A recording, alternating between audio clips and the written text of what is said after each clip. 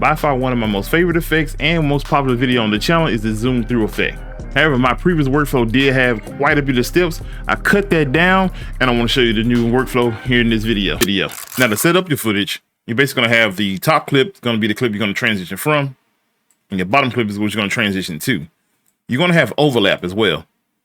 So everything under the first clip is just overlap that you don't care about seeing, and then everything after it is what you want to transition into. So I'm going to split the clip, and then I'm going to make a new fusion clip with just these two. So when I return back to the timeline, the effect will play out, and then it will go into this next clip. So now I'm going to box select, right click, new fusion clip, and then I'll go into fusion. Now my media one is the clip I'm transitioning to. I'm just going to disconnect that and delete this merge. I'm going to move this to the side for now, and then I'm going to connect my media to media out. And then I'm going to go back to the first frame. Then I'm going to click Control Space, and I'm going to grab a planar tracker. Hold Shift and add it to the node flow. I go over to the Inspector tab and change Point Tracker to Hybrid Point Area. Then I'm going to zoom in on, holding Control, I'm going to zoom in on my footage, and I'm going to draw a mask in this little box here. It don't have to actually be precise because it's just using this for tracking data. Now I'm going to go over to Inspector tab and hit Track to End.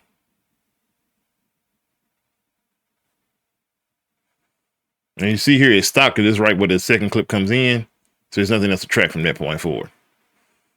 I'm going to go back to Inspector tab, and where it says Create Planar Transform, and click it.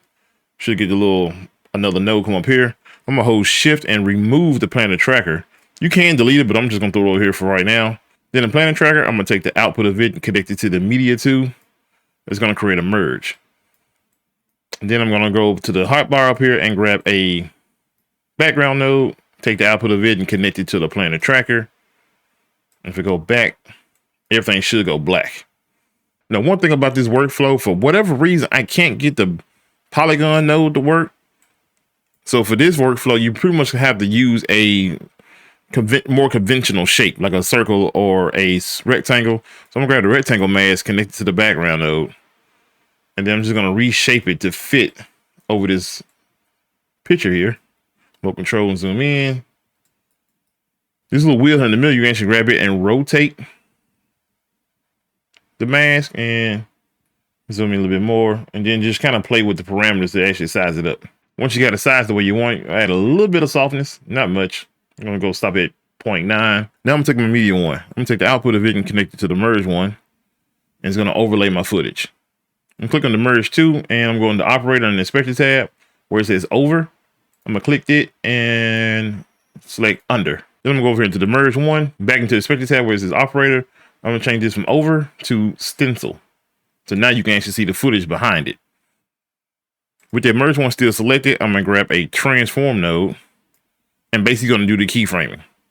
So still in the first frame, I'm selecting the keyframe on transform. I want it actually to hold for a little while. So I'm gonna select size and see the last frame. If I go back and click on my planar transform, I can see all the frames. The last frame is 38. I want this to hold until, I'll let it hold to frame 24. So I go back to my transform, select a keyframe under size, and then I go to frame 38 because the planar tracker ends at 38, and go back to the transform, and I'm gonna scale up. I'm also gonna move my pivot over and move it up to the framing. And that's gonna hold its place, and then so now if I go back, it's gonna hold and then zoom in. Now with this transform selected, we're gonna go into the spline tab, select transform. I'm just gonna simply box select my keyframes, right click, go to ease and ease in cubic. On the same transform, back in the settings, I'm gonna activate motion blur. I'm gonna leave it at default for now. Now one thing I want to change, I don't want the frame cut out for the whole composition. So I'm gonna close the spline editor, move this back up. I'm gonna go to this merge 1. And I'm going to turn the blend mode in the Inspector tab down to 0. It's going to turn it back to the original framing.